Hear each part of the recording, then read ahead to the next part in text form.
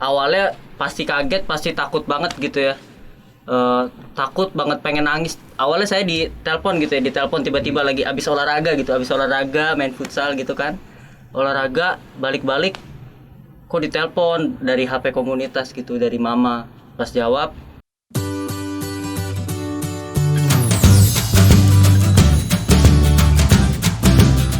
halo sahabat-sahabat seperjalanan, kembali lagi bersama kami para frater Projo Jakarta. Kita kembali lagi nih dalam pertemuan BKSN yang kedua, dua Romo. Dua. Oke. Yang tekan dulu dong, ketawa dulu dong kita semua. Tenang aja, pertemuan BKSN kali ini tidak akan tegang-tegang, kita Benar. akan Santai. relax saja, santai-santai saja. Benar. Betul ya Frater Surya ya? Benar banget. Nah, tapi Kita- sebelum kita mulai, kita kayaknya kenalan dulu nih. siap. Oke, saya hari ini ditemani oleh salah satu rekan Frater. Silakan Frater. Nama saya Frater Surya, saya tingkat 1. Oke, nama saya Adrian. Saya tingkat 3 sekarang. Dan yang ada di tengah ini, silakan Romo memperkenalkan diri. Nama saya Romo Yopi. Tidak ada tingkat. Tidak ditinggal. Romo Yopi adalah Romo Projo Jakarta. Oke, teman-teman. Beneran. Saya dari kongregasi MSSCC. Oke, jadi teman-teman Romo Yopi adalah Romo dari kongregasi MSSCC. Coba, apa sih itu sebentar secara singkat nih Romo? Kalau disebutkan itu misionaris Hati Kudus Yesus dan Maria, pusatnya di Kupang. Oh gitu. Jadi Romo dari Kupang ke Jakarta buat studi nih. Iya, benar. Mantap kan teman-teman? Mantap. Mantap. Oke deh, tanpa berlama-lama lagi, kita akan mulai pertemuan BKSN kita. Kita akan buka dulu ya dengan doa. Mari kita ambil sikap doa yang baik. Kita mulai pertemuan BKSN kita yang kedua dengan tanda kemenangan Kristus. Dalam nama Bapa dan Putra dan Roh Kudus. Amin. Allah Bapa yang penuh kasih, kami bersyukur karena di masa pandemi ini, Engkau selalu hadir menyertai kami, baik di saat suka maupun di saat duka. Yaitu ketika kami kehilangan anggota keluarga, sanak saudara, sahabat, dan kenalan akibat COVID-19. Kami mohon, utuslah Roh Kudus-Mu untuk membantu kami memahami sabda-Mu. Semoga melalui permenungan sabda, kami semakin yakin bahwa Engkau tidak pernah meninggalkan kami dalam menghadapi kesedihan karena kehilangan orang-orang yang sangat kami cintai, sebagaimana Yesus tidak meninggalkan sahabat-sahabatnya ketika mereka kehilangan saudara-saudara mereka yang terkasih. Demi Kristus Tuhan dan pengantara kami. Amin. Oke. Sekarang kita akan mendengarkan bacaan kitab suci dulu kali ya. Yap. Silakan Frater Surya. Baik, bacaan hari ini akan diambil dari Injil Yohanes bab 11 ayat 1 sampai 45. Ada seorang yang sedang sakit, namanya Lazarus. Ia tinggal di Betania, kampung Maria dan adiknya Marta. Maria ialah perempuan yang pernah meminyaki kaki Tuhan dengan minyak mur dan menyekanya dengan rambutnya. Dan Lazarus yang sakit itu adalah saudaranya. Kedua perempuan itu mengirim kabar kepada Yesus, "Tuhan, dia yang engkau kasihi sakit." Ketika Yesus mendengar kabar itu, ia berkata, "Penyakit itu tidak akan membawa kematian, tetapi akan menyatakan kemuliaan Allah, sebab oleh penyakit itu, anak Allah akan dimuliakan." Yesus memang mengasihi Marta dan kakaknya Lazarus. Namun, setelah didengarnya bahwa Lazarus itu sakit, ia sengaja tinggal 2 hari lagi di tempat di mana ia berada. Tetapi sesudah itu, ia berkata kepada murid-muridnya, "Mari, kita kembali lagi ke Yudea." Murid-murid itu berkata kepadanya, "Rabi, baru-baru ini orang-orang Yahudi mencoba melempari engkau. Masih maukah engkau kembali ke sana?" Jawab Yesus, "Bukankah ada 12 jam dalam satu hari? Siapa yang berjalan pada siang hari, kakinya tidak terantuk, karena ia melihat terang dunia ini. Tetapi jikalau seorang berjalan pada malam hari, kakinya terantuk karena terang tidak ada di dalam dirinya." Demikianlah perkataannya, dan sesudah itu ia berkata kepada mereka, "Lazarus, saudara kita telah tertidur, tetapi aku pergi ke sana untuk membangunkan dia dari tidurnya." Maka kata murid-murid itu kepadanya, "Tuhan, jikalau ia tertidur, ia akan sembuh." Tetapi maksud Yesus ialah tertidur dalam arti mati, sedangkan sangka mereka, Yesus berkata tentang tertidur dalam arti biasa. Karena itu Yesus berkata dengan terus terang, "Lazarus sudah mati, tetapi syukurlah aku tidak hadir pada waktu itu, sebab demikian lebih baik bagimu, supaya kamu dapat belajar percaya. Marilah kita pergi sekarang kepadanya." Lalu Thomas yang disebut Didimus berkata kepada teman-temannya, yaitu murid-murid yang lain, "Marilah kita pergi juga untuk mati bersama-sama dengan dia." Maka ketika Yesus tiba, didapatinya Lazarus telah 4 hari berbaring di dalam kubur. Betania terletak dekat Yerusalem, kira-kira 2 mil jauhnya. Di situ banyak orang Yahudi telah datang kepada Marta dan Maria untuk menghibur mereka, berhubung dengan kematian saudaranya. Ketika Marta mendengar bahwa Yesus datang, ia pergi mendapatkannya, tetapi Maria tinggal di rumah. Maka kata Marta kepada Yesus, "Tuhan, sekiranya Engkau ada di sini, saudaraku pasti tidak mati. Tetapi sekarang pun aku tahu bahwa Allah akan memberikan kepadamu segala sesuatu yang engkau minta kepadanya." Kata Yesus kepada Marta, "Saudaramu akan bangkit." Kata Marta kepadanya, "Aku tahu bahwa ia akan bangkit pada waktu orang-orang bangkit pada akhir zaman." Jawab Yesus, "Akulah kebangkitan dan hidup. Barang siapa percaya kepadaku, ia akan hidup walaupun ia sudah mati. Dan setiap orang yang hidup dan yang percaya kepadaku tidak akan mati selama-lamanya. Percayakah engkau akan hal ini?" Jawab Marta, "Ya Tuhan, aku percaya bahwa Engkaulah Mesias, Anak Allah, Dia yang akan datang ke dalam dunia." Dan sesudah berkata demikian, ia pergi memanggil saudaranya Maria dan berbisik kepadanya, "Guru ada di sana dan ia memanggil engkau." Mendengar itu, Maria segera bangkit lalu pergi mendapatkan Yesus. Tetapi waktu itu Yesus belum sampai ke dalam kampung itu. Ia masih berada di tempat Marta menjumpai dia.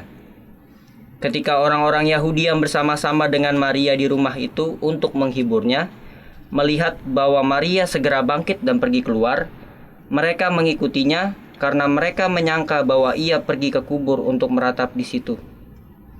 Setibanya Maria di tempat Yesus berada dan melihat dia, tersungkurlah ia di depan kakinya dan berkata kepadanya, "Tuhan, sekiranya engkau ada di sini, saudaraku pasti tidak mati."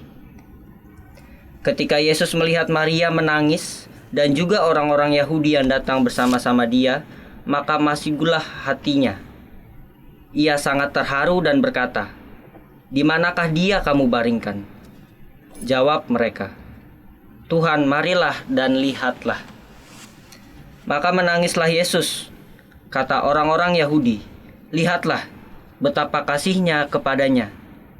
Tetapi beberapa orang diantaranya berkata, "Ia yang memelekkan mata orang buta, tidak sanggupkah ia bertindak sehingga orang ini tidak mati?" Maka masgiulah pula hati Yesus, lalu ia pergi ke kubur itu. Kubur itu adalah sebuah gua yang ditutup dengan batu. Kata Yesus, "Angkat batu itu." Marta, saudara orang yang meninggal itu, berkata kepadanya, "Tuhan, ia sudah berbau, sebab sudah 4 hari ia mati."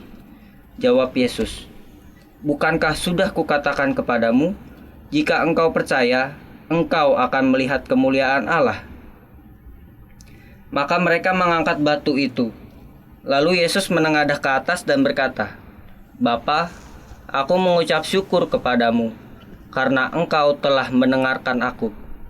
Aku tahu bahwa engkau selalu mendengarkan aku, tetapi oleh karena orang banyak yang berdiri di sini mengelilingi aku mengatakannya supaya mereka percaya bahwa engkaulah yang telah mengutus aku." Dan sesudah berkata demikian, berserulah ia dengan suara keras, "Lazarus, marilah keluar." Orang yang telah mati itu datang keluar, kaki dan tangannya masih terikat dengan kain kapan, dan mukanya tertutup dengan kain peluh. Kata Yesus kepada mereka, "Bukalah kain-kain itu dan biarkan ia pergi." Banyak di antara orang-orang Yahudi yang datang melawat Maria dan yang menyaksikan sendiri apa yang telah dibuat Yesus, percaya kepadanya. Ya. Terima kasih, Frater. Oke, itu tadi kita sudah mendengarkan sabda Tuhan diambil dari Injil Yohanes bab 11 ayat 1 sampai 45. Sebagai pembuka, kita tahu bersama ya bahwa di dalam situasi COVID-19, pandemi seperti ini, banyak berita mengenai kehilangan. Romo Yopi sering mendengar berita kehilangan belakangan ini? Iya, pastilah kita dengar, entah melalui media, entah melalui pengalaman langsung personal keluarga-keluarga kita. Tapi saya berpikir pertanyaan ini itu berlaku untuk semua orang, terutama pada saat masa pandemi ini kan. Kita seolah-olah dilingkupi oleh informasi tentang sakit dan kematian, sehingga merupakan satu informasi yang awal-awalnya menakutkan, tapi akhir-akhir ini menjadi sesuatu hal yang biasa karena berulang dan terus-menerus, sehingga bicara soal apa itu pandemi, apa itu kematian, seolah orang menganggapnya biasa.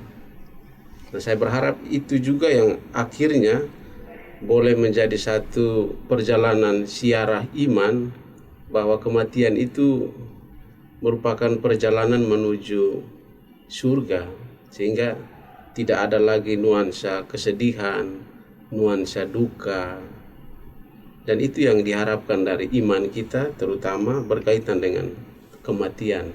Saya justru mengalami itu, bahwa awal-awalnya kita begitu takut soal virus ini, juga tentang kematian, tapi karena berulang terus-menerus, kita akhirnya bersahabat dengan virus dan juga kematian ini. Itu satu aspek positif yang bisa kita maknai dari masa pandemi dan kematian itu. Dua hal itu menjadi sahabat kita, sehingga mungkin dalam perjalanan iman kita mesti belajar untuk juga menjadikan kematian itu sebagai sahabat kehidupan. Itu akan membuat kita lebih berani menatap, bahkan bersahabat dengan apa yang kita sebut rasa sakit dan kematian. Oke, Romo Yopi. Oh, jadi menurut Romo Yopi nih, makna, tanda kutip, makna kematian sebelum COVID-19 ini, di mana orang tuh takut banget sama kematian, tuh sedikit berubah gitu ya setelah adanya COVID gitu. Jadi sesuatu yang dalam tanda kutip juga biasa gitu ya. Jadi sering banget ada berita tentang kematian, informasi tentang kematian gitu ya. Iya, benar, Frater. Saya justru melihat itu, bahwa ada dua aspek, negatif, positif.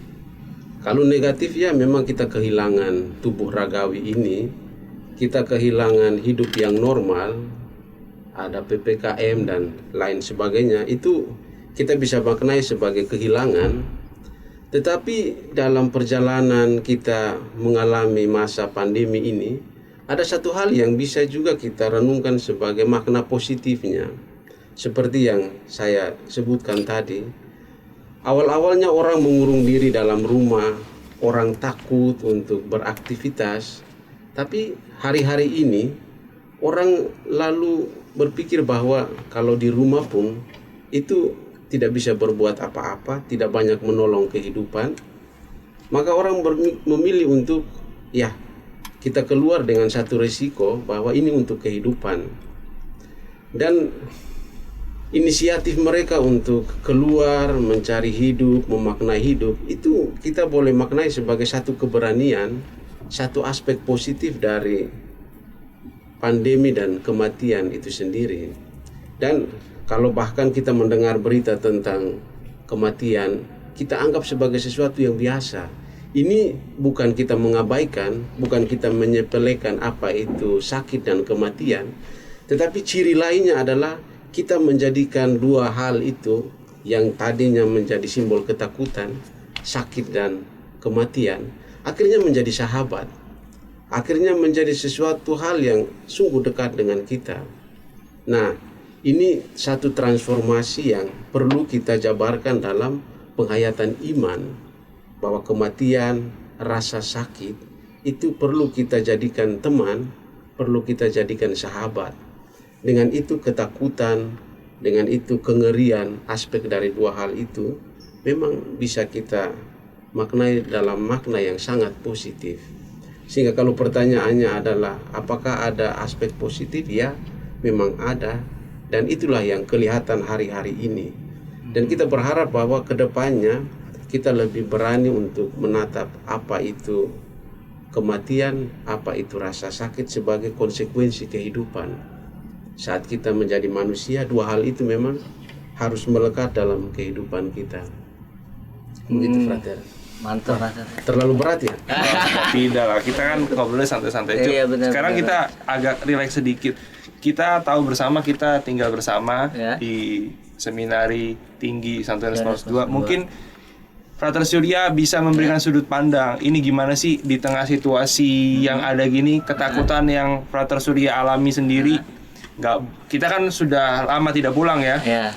Sudah tidak bisa berjumpa dengan orang tua, keluarga besar kita, karena kita mengikuti kebijakan pemerintah, ikut PPKM dan sebagainya. Ditambah lagi situasi di luar yang nggak menentu. Nah, perasaan Frater Surya gimana tuh menghadapi ketakutan, takut mungkin keluarganya bisa kena COVID, sanak keluarga juga bisa kena, orang-orang yang kita kenal juga bisa kena. Itu gimana sih perasaannya?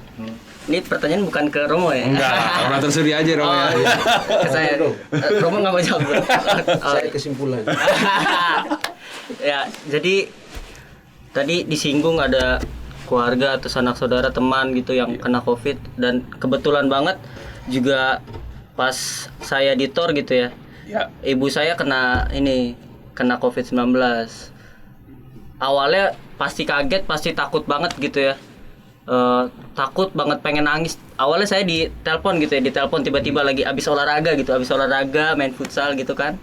Olahraga balik-balik kok ditelepon dari HP komunitas gitu, dari mama. Pas jawab, mama udah di rumah sakit gitu, kena COVID. Nah udah tuh pikiran berkecamuk kemana-mana, pengen nangis juga, tapi itu lagi di depan orang tua, di depan mama yang sebenarnya sakit kan, sebenarnya ngerasain sakit juga jadi tetap berusaha tegar sih. Jadi di tengah carut marut COVID ini, di tengah banyaknya peraturan yang membatasi gitu, perasaan takut ada sih pasti. Perasaan takut ada, cemas ada, keluarga gitu. Makasih Romo. Mungkin pertanyaan lebih dalam, Frater Surya kan takut, cemas dan segala benar. macam. Terus Frater Surya berbuat apa supaya takut dan cemas itu? Balik tanya dong dia. Iya, Kan saya lagi bertanya ini. Tahu nih, nanti saya balik tanya. Apa namanya, Frater Surya kan takut, cemas, ya kan? Terjadi sesuatu hal yang tidak Frater Surya inginkan. Nah, Frater Surya itu ngapain sih dalam ketakutan dan kecemasan itu? Ya, di tengah ketakutan itu yang pasti saya nggak punya kekuatan apa-apa buat ngubah, nggak punya kekuatan apa-apa buat ngubah supaya mama saya bisa sembuh. Yang bisa saya lakukan, yang berada di dalam kendali saya, yang bisa saya lakukan ya cuman berdoa sih ya. Itu sih, berdoa, minta kepada Tuhan, dan termasuk juga protes gitu kepada Tuhan awalnya juga. Ya. Kenapa keluarga saya yang kena gitu-gitu. Pada akhirnya sih berserah sih dalam doa. Gitu sih. Oke, gitu teman-teman seperjalanan. Jadi Apapun yang terjadi, semua kita serahkan kepada Tuhan. Asik. Bener nggak? Kesimpulan aja nih, kesimpulan. Dan saya kesimpulan aja. Balik tanya dong. Romo aja tanya, Romo. Kamu nggak tanya? Enggak. Kalau gitu, saya boleh tanya ke Romo dong. Asik. Boleh nggak nih Romo?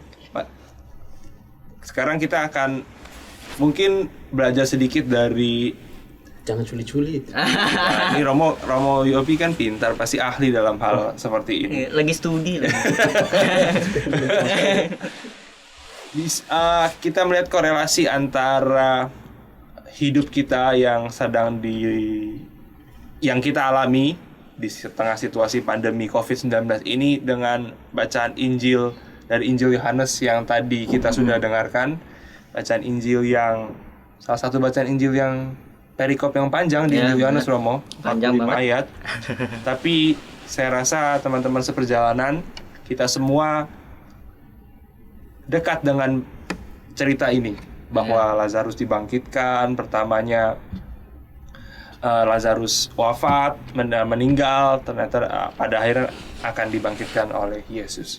Nah, kalau mengambil inspirasi dan pendalaman iman yang bisa kita gali dari teks ini, sebenarnya Tuhan Yesus tuh mau menunjukkan kepada kita apa sih, Romo? Kalau pertanyaannya apa yang mau ditunjukkan Tuhan dalam hubungan dengan situasi saat ini, pandemi, lalu hubungannya dengan teks yang kita baca dan dengarkan bersama, saya itu lebih memilih apa yang disebutkan Yesus dalam teks yang tadi sudah kita dengarkan bersama, akulah kebangkitan. Maka bagi saya itu satu pernyataan diri yang menarik untuk kita renungkan, menarik untuk kita temukan apa korelasinya, apa hubungannya dengan situasi hidup hari-hari ini dan teks, lalu juga menjadi pesan untuk kita pada kesempatan ini. Nah, kalau Yesus sebutkan dirinya sebagai akulah kebangkitan, bagi saya dua hal mesti kita bedakan. Yesus sebagai jalan dan Yesus sebagai kebangkitan. Saya seringkali menyebutkan itu dalam contoh yang sangat sederhana. Misalkan kalau frater berdua, ada yang bertanya, "Frater, kalau jalan ke STF itu lewat mana ya?" Frater, satu kemungkinan frater akan menjawab, "Romo kalau keluar belok kiri," dan seterusnya. Lalu kalau saya bertanya di orang yang kedua, "Frater, kalau jalan ke STF itu lewat mana ya?" Frater menjawab, "Mari Romo, ikut saya."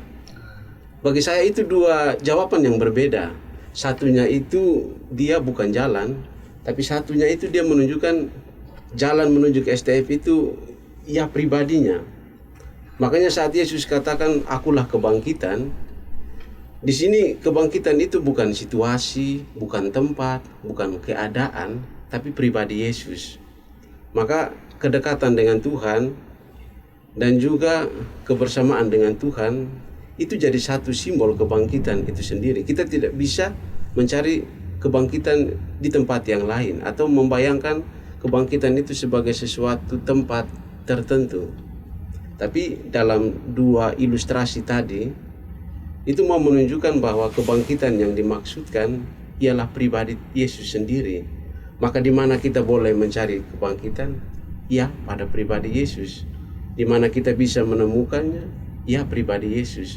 Dan justru dalam kepribadian Yesus itu, dalam teks tadi, Lazarus bisa dibangkitkan. Dia tidak menemukan satu kebangkitan di tempat tertentu, bukan pada akhir zaman, bukan pada satu situasi yang lain, tapi persis di mana ada Yesus, di mana ada kepribadian Yesus, di situ ada kebangkitan. Sehingga satu hal yang menarik kita pegang hari ini tentang Yesus sebagai kebangkitan adalah percaya dan bertekun dalam iman kita. Yesus itu jalan, Yesus itu kebangkitan, Yesus itu kehidupan. Nah, tiga jati diri Yesus itu sudah menunjukkan kalau kita mau mencari Yesus sebagai kehidupan, itu akan membawa kita dalam satu makna yang sangat positif. Kita bandingkan misalkan orang kalau tanpa iman, atau katakanlah dalam lingkup kita, dalam gereja Katolik tanpa Yesus, saat ada kematian, saat ada duka atau bahkan sakit penyakit, orang akan bertanya, mengapa ini terjadi pada saya? Tetapi justru karena ada iman, kita lalu membalikan arah pertanyaan itu, apa maknanya? Nah, kalau kematian kita bertanya, mengapa ini terjadi, tidak akan kita temukan jawabannya. Tapi kalau kita bertanya apa maknanya, kita akan menemukan jawabannya. Nah, itu mengandaikan kita memiliki iman, memandaikan kita memiliki Yesus. Sehingga apapun situasinya, saat kita mengalami yang kita namakan duka cita, persoalan-persoalan hidup yang kita anggap berat untuk kita jalani, pertanyaan pertama yang kita ajukan bukan tentang mengapa ini terjadi pada kita, tetapi baiklah kita bertanya apa maknanya. Itu akan menolong kita paling kurang untuk keluar dari situasi depresi yang sedang kita hadapi pada saat itu.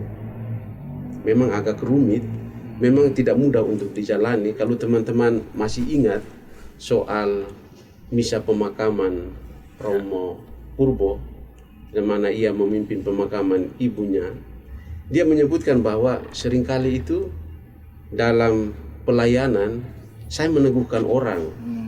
Saya membuat orang untuk percaya bahwa kebangkitan itu ada. Tetapi saat saya mengalami itu hari ini, sulit bagi saya untuk meneguhkan diri sendiri. Memang kenyataan itu memang kalau kita alami sulit.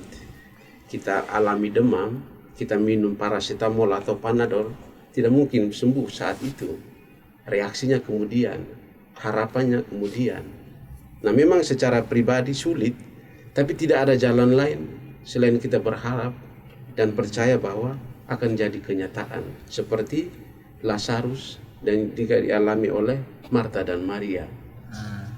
Oke deh, itu sekaligus pertanyaan saya mewakili pertanyaan sahabat-sahabat perjalanan yang menitipkan pertanyaannya di Instagram. Tadi ada pertanyaannya, apa arti dari akulah kebangkitan dan hidup dan bagaimana cara mengimaninya. Nah, tadi sudah diuraikan dengan sangat baik nih oleh Romo Yopi. Oke. Tadi saya setuju banget ya sama Harus setuju Romo dong. Yopi. Bukan debat. Masa tidak setuju sama Pastor? Sorry, maaf Romo. Maaf Romo. Ya, jadi Gak apa-apa Romo. ya, jadi bener banget rasanya ya. Kalau pengalaman kehilangan gitu, ditinggal orang-orang terdekat tuh pasti membekas gitu, menimbulkan luka, pasti pahit untuk diterima. Orang Bahkan terdekat ini siapa dulu? Nah, orang terdekat siapa dulu? buset. Ya gitu. Saya kenal ya, saya kenal seorang pastor muda gitu ya. Baru menjelang hari tabisannya menjadi seorang pastor, dia menerima kabar kalau ibunya meninggal. Bahkan mungkin pengalaman jatuhnya gitu membuat dia ada satu ungkapan gitu, dia ungkapkan di bukunya, dia tulis kalau kehilangan itu ibu dari segala duka. Ya bisa dibayangkan gitu ya, pasti rasanya tuh sakit banget, susah diterima. Tapi dia juga ditulis di buku itu kalau dari pengalaman kehilangan itu dia merasa diteguhkan sih. Bener banget tadi kayak kata Romo Yopi. Iya dong. Emang hebat. Oke, kalau gitu kita jawab pertanyaan lagi deh. Oke. Nah, ini ada pertanyaan ini. Apakah Yesus merasakan apa yang kita rasakan? Misalkan kita sedih, apakah dia juga merasa sedih? Frater jawab dong. Masa saya tanya terus saya jawab? Ya nggak apa-apa lah. Apakah Yesus Nanti kita setuju ya. Ya, saya setuju pasti. Apakah Nggak Yesus bakal akan merasakan apa yang kita rasakan? Misalnya kita sedih, apakah dia juga merasa sedih? Yesus tuh tinggal di hati Frater Surya, Yesus tinggal di hati Romo Yopi, Yesus juga tinggal di hati saya, dan Yesus juga tinggal di hati teman-teman semua. Jadi Yesus merasakan apa yang kita rasakan, maka ia pasti sedih ketika kita juga merasa sedih. Maka dari itu ia pasti akan menghibur kita. Nah, pertanyaannya kan pasti berlanjut, gimana caranya Yesus menghibur? Ya, kalau kita sadari dan kita renungkan bersama bahwa pasti ada orang-orang di sekitar kita yang ketika kita merasa sedih itu pasti menemani dan mendampingi kita. Bisa jadi teman curhat, bisa jadi segalanya lah teman kita. Jadi pasti ada seseorang yang Tuhan kirimkan untuk menghibur dan menemani kita. Itu yang pertama. Yang kedua, kalau kita sudah nggak sedih, nah kita juga harus berani nih sebagai orang Katolik untuk menjadi penghibur, karena kita sudah dihibur lebih dulu kan. Jadi ketika kita sudah dihibur, maka kita berani juga untuk menghibur. Jadi ketika ada teman kita sedih, merasa kecewa, merasa gagal, dan apapun yang teman kita rasakan, nah maka marilah kita juga menjadi penghibur, karena kita sudah dihibur duluan. Itu salah satu cara Yesus menghibur kita. Ia pasti mengirimkan orang-orang yang baik di sekitar kita. Nah, setelah kita dihibur, maka beranilah kita juga untuk menghibur orang. Gitu. Pertanyaannya bisa dijawab dengan kira-kira seperti itu. Kamu habis setuju kan? Tidak setuju. Setuju. Hebat. Oke. Nah, menurut saya Ya, silakan. perlu juga kita komentari yang kita setujui ini supaya lebih jelas kan. Iya. Ya. Apakah Yesus merasakan apa yang kita rasakan? Bagi saya ini pertanyaan menarik. Menarik kalau kita hubungkan dengan doa. Menarik kalau kita hubungkan dengan mengapa Yesus menangis. Dan menarik kalau kita hubungkan lagi dengan apa peran Maria sehingga pada akhirnya membuat Yesus menangis. Karena kalau kita lihat di teks tadi, saat ada Marta, Yesus belum menangis kan? Iya.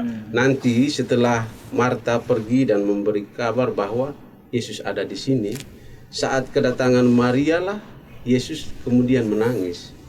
Nah, bagi saya itu ada satu benang merah yang akan mempertemukan beberapa hal tadi.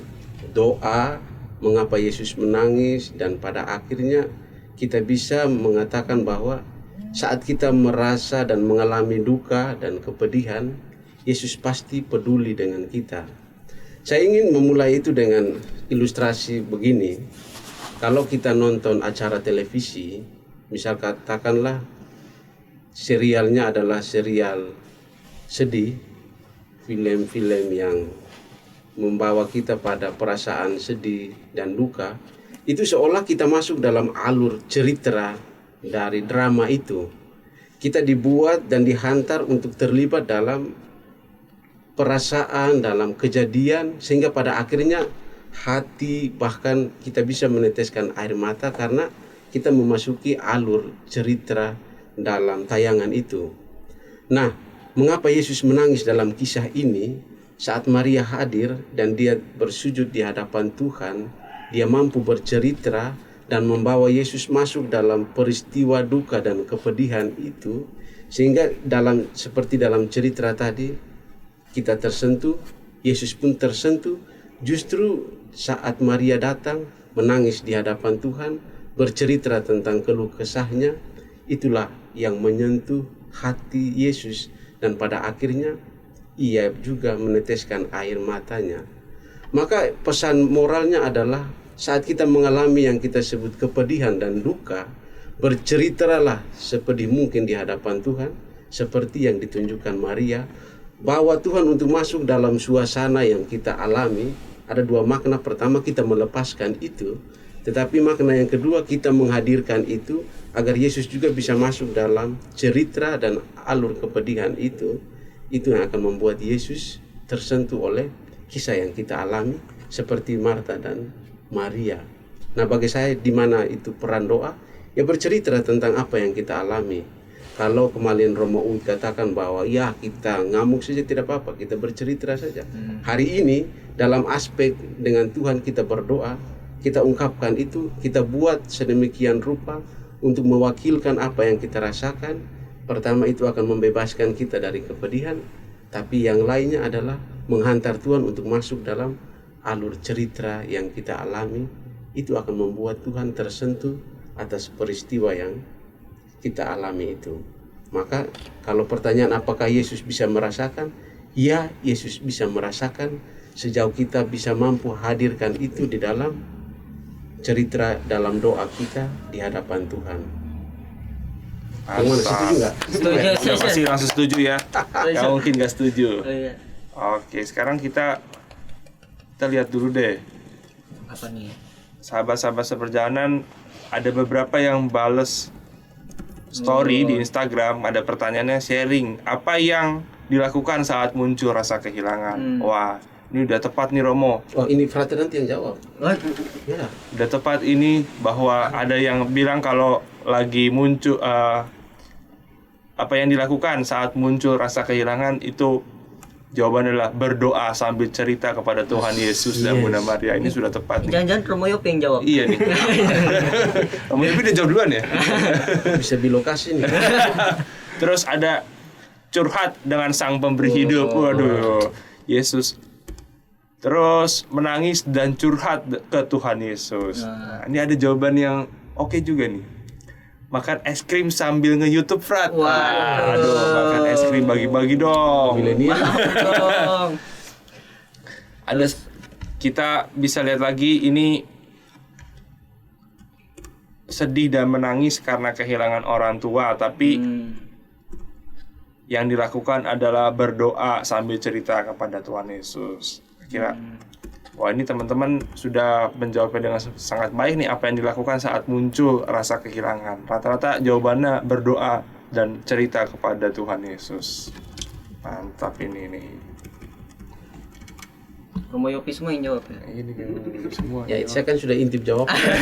Saya kan memudahkan. Oke, untuk menutup pertemuan BKSN kita yang kedua, nah mungkin kita akan memberikan closing statement ini dari Kata Surya dulu, nanti saya, baru nanti dari Romo Yofi. Closing statement kira-kira makna apa yang bisa kita dapat?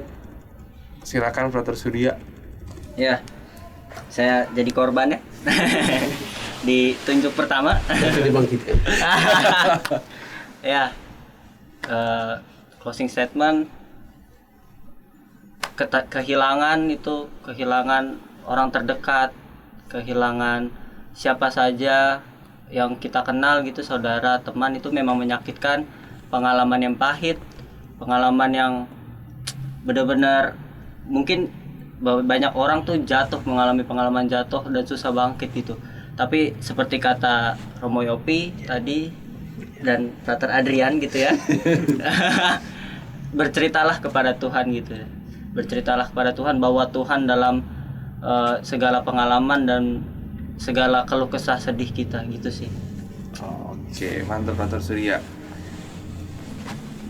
Calon imam yang baik.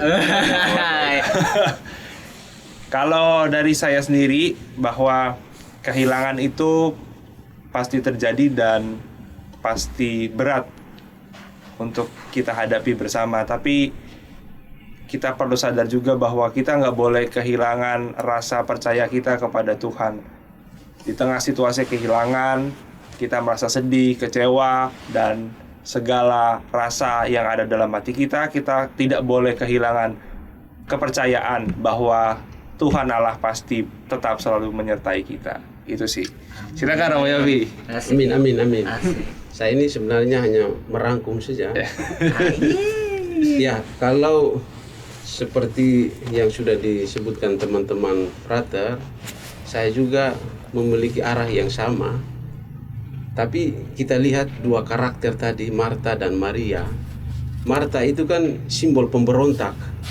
Dia lihat awal-awal Yesus datang, dia bertanya, Tuhan, seandainya Tuhan ada di sini, saudara saya tidak mati. Yesus katakan ini untuk kemuliaan Allah. Lalu dia jawab lagi bahwa saya tahu di akhir zaman Tuhan akan membangkitkan dia. Lalu kemudian Yesus perintahkan untuk membuka makam. Dia lalu protes bahwa jenazahnya sudah 4 hari meninggal, mungkin akan bau.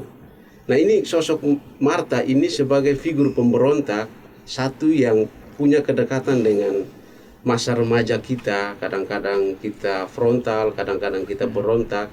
Itu satu aspek dari kemanusiaan kita, itu ada. Itu yang pertama. Tapi yang kedua adalah sosok Maria.